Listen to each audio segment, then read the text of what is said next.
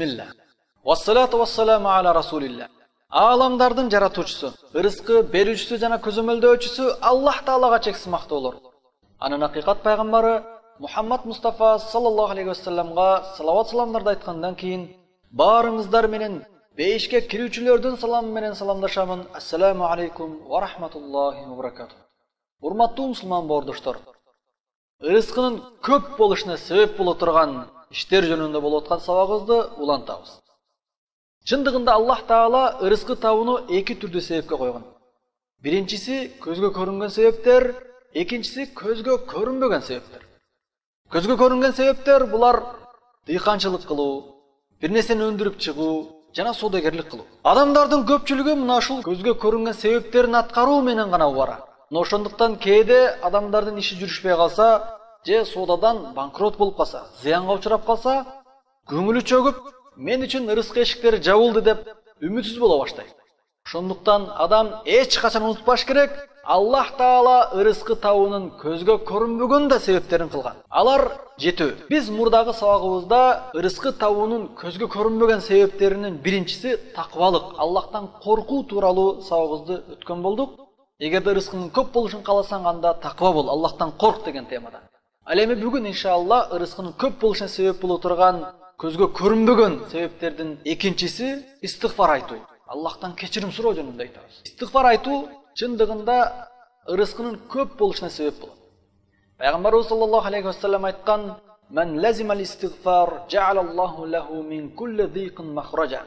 Кимде ким дайыма истигфар айтып жүрсө, Аллахтан кечирим сурап жүрсө, Аллах Таала аны бардык кыйынчылыктардан жеңилчиликке чыгарып коет. "Ва мин кулли хаммин фаража", аны кайгы кападан куткарат. "Ва разакаху мин хайсу ла яхтасиб", жана аны өзү күтпөгөн жактан ырыскы берип коет. Ооба, урматтуу бир туугандар, кимде ким Аллахтан кечирим сураса, истигфар айтса, ар дайым Аллахтан кечирим сурап жүрө турган болсо, Аллах Таала аны кайгы кападан куткарат, кыйынчылыктардан чыгарып коет, жана ага өзү күтпөгөн жактан ырыскы берип коет. Бирок ушул жерде суроо: адамды ырыскысын көп кыла турган, кайгы кападан кутултуп кое турган жана оорчулуктардан жеңилдикке чыга турган истигфар кайсыл? Аллахтан кечирим суроо кайсыл? Азыркы күндө бардык адамдар айтып аткан астагфирулла, астагфирулла деп айтып аткан, дуа кылдым деп айтып аткан, Аллахым күнөөмдү кечир деп айтып койгон нерселер адамдын ырыскысын көп кылып коебу? Бай кылып коебу? Же адамдын ырыскысын көбөйтүп кое турган истигфар, Аллахтан кечирим суроо бул күнөө ишти токтотуп, ал күнөө иште кайра кайтпоого ниет кылып, жана Аллах Таалага жалбарып айтуубу? Албетте, адамдын ырыскысын көп кылып кое турган истигфар, адамдын ырыскысынын көп болушуна себеп боло турган истигфар, Аллахтан кечирим суроо, бул күнөөнү токтотуп, чын жүрөктөн, тил менен эле эмес, чын жүрөк менен Аллахым менин күнөөмдү кечир деп айтуу, мына ушул адамдын ырыскысынын көп болушуна себеп болот. Адамдардын көпчүлүгү айтат: "Мен дайым эле Аллахтан кечирим сурайм, дайым эле тооба кылып жүрөм, бирок деги ырыскысым көбөйбөдү. Башка тартсаң бутка жетпейт, бутка тартсаң башка жетпейт. Мен ушундай жокчулукта жашайм, бирок астагфирулла деп дайым күнөөдөн кечирим сурайм" дейт. Ооба, эгерде жөн эле астагфирулла деп туруп күнөөнү уланта берген болбосо, ал адамдын ырыскысы эч качан көбөйбөйт. Пайгамбарыбыз саллаллаху алейхи вассалам айткан, адамды кайгы кападан куткарып кое турган, ырыскысын көп болушуна себеп боло турган истигфар бул күнөө ишти токтотуп, ал күнөө ишке такыр барбаганга ниет кылып, жана чын жүрөктөн Аллахым менин күнөөмдү кечиргин, күнөөнү кечирүү бир гана өзүңдүн колуңда, сен гана күнөөнү кечиресиң деп Аллахка чын жүрөктөн тооба кылып, жүрөк менен Аллахтан кечирим суроо, мына ушул истигфар ырыскынын көп болушуна себеп болот. Көпчүлүк адамдар тооба кылдым деп коюп туруп күнөө иштерди жасап жүрө берет. Астагфирулла, астагфирулла, күнөөмдү кечирип кой деп туруп, дагы деле күнөөсүн аткарып жүрө берет. Булардын тообасы, истигфары жөн гана тил менен, жөн гана айтуу гана болуп коет. Адамдын ырыскысын көбөйтө турган истигфар биз кайра айтабыз. Бул күнөөнү токтолгондон кийин чын жүрөктөн Аллахтан жалбарып истигфар айтуу. Эгерде адам мына ушинтип Аллахтан жалбарып кечирим сурай турган болсо, Аллах Таала анын күнөөсүн кечирет. Буга мисал сахабалардан Умар радиллаху анху. Алар жамгыр жаабай кургакчылык болгон убакытта, адамдар жокчулуктан кыйналып, кургакчылык болуп аткан учурда мусулмандар менен топтолуп истисқа жамгыр суроо үчүн топтолушат. Ошондо Умар радиаллаху анху минбарга чыгып, "Настагфируллах, настагфируллах, Аллахым биздин күнөөбүздү кечирген, Аллахым биздин күнөөбүздү кечирген" деп Аллахтан кечирим сурайт. Анан жамгыр жайт. Умар радиаллаху анху минбардан түшкөндө сахабалардан бирөө сурады: "Я Умар, сен Аллахтан жамгыр тилегениң жок. Аллах Таала жамгыр берди, алхамдулилля, жамгыр жаады. Бирок сен Аллахтан жамгыр тилеген жоксуң. Жөн гана истигфар айттың. Аллахым менен күнөөмдү кечир, Аллахым күнөөбүздү кечир, Аллахым күнөөбүздү кечир" дедиң дейт. Ошондо Умар радиаллаху анху айтты: "Мен өзүмдөн кошуп эч нерсе айткан жокмун. Аллах Таала Куранда айткан: "Истагфиру раббакум иннаху кана гаффара". Аллахтан кечирим сурагыла, Роббиңерден кечирим сурагыла, Аллах Таала кечиримдүү. "Юрсилис сама алейкум мидрара", асмандан күңгүрөтүп жай турган жамгыр берет деген.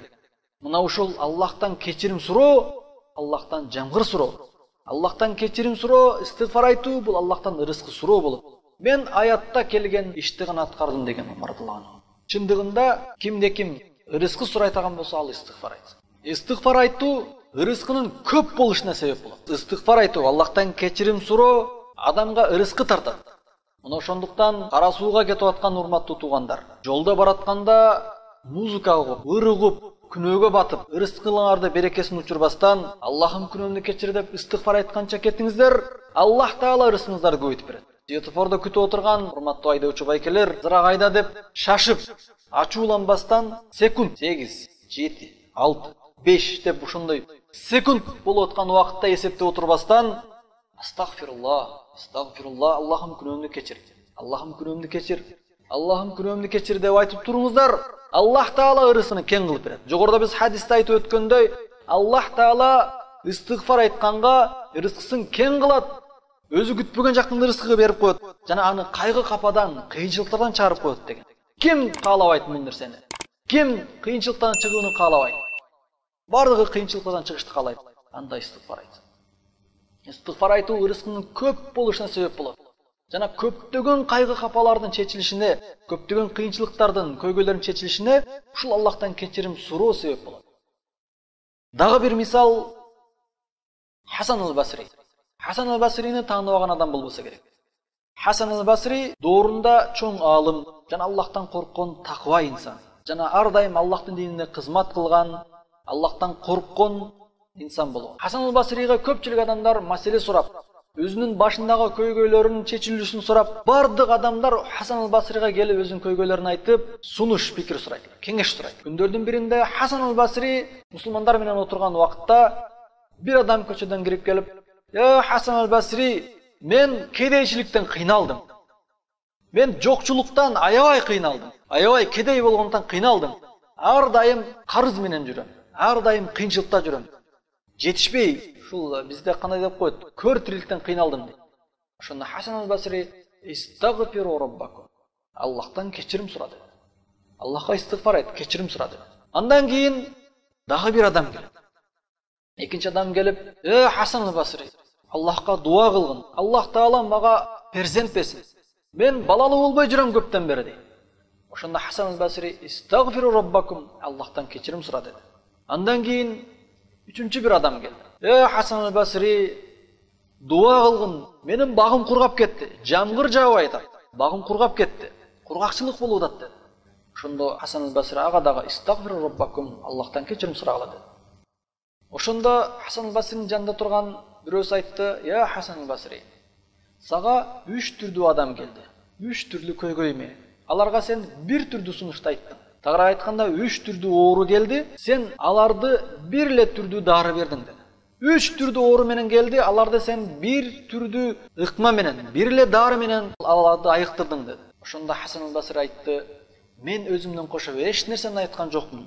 Себеби келген 3 түрдүү адамдын 3 түрдүү көйгөйүнүн чечими дагы бир эле түрдүү нерсе болчу. Ал Аллахтан кечирим суроо болчу. Кимде ким Аллахтан кечирим сураса, Аллах Таала алардын көйгөйлөрүн чечип коет. Себеби Аллах Таала Нух сүрөсүндө айткан: "Истагфиру раббакум иннаху кана гаффара". Аллахтан Роббиңерден кечирим сурагыла, Аллах Таала кечиримдүү. "Юрсилис сама алейкум мидрара", асмандан күңгүрөтүп жай турган жамгыр берет.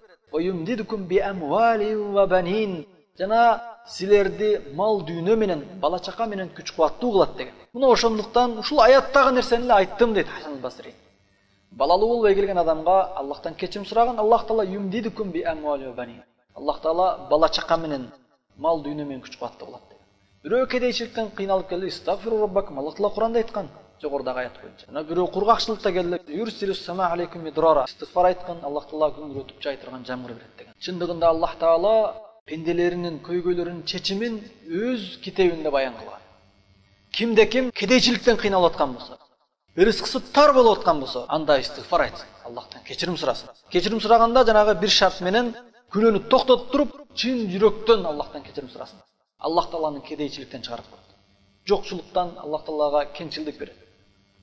Кимде ким багы кургап атса, куракчылыктан кыйналып атса, истигфар айтсын. Аллах Таала юрсилус сама алейкум мидрара, асмандан күңүрөтүп жай турган жамгыр берет. Кимде ким перзентсиз болуп аткан болсо, баласы жок болуп, перзентсиз кыйналып аткан болсо, Аллахтан кечирим сурасын. Аллахтан кечирим сурасын. Аллах Таала ага перзент берет. Кимде ким перзенти бар, бирок жалаң гана уул перзенти бар. Кыз перзенти жок, жалаң гана уул перзенти бар. Анда ал истигфар айтсын. Жалаң уул перзенти болуп, кыз перзенти жок болуп жүргөндөргө Аллах Таала кыз перзент берет. Кимдир бирөөнүн жалаң гана кыз перзенти бар, уулу жок, уул күтүп жүрөт. Бирок уулду болбой атат. Да истигфар айтсын, Аллахтан кечирим сурасын. Аллах Таала уул перзент берет. Кимде ким такыр эле перзенти жок, Аллахтан кечирим сурасын, истигфар айтсын. Аллах Таала ага перзент берет.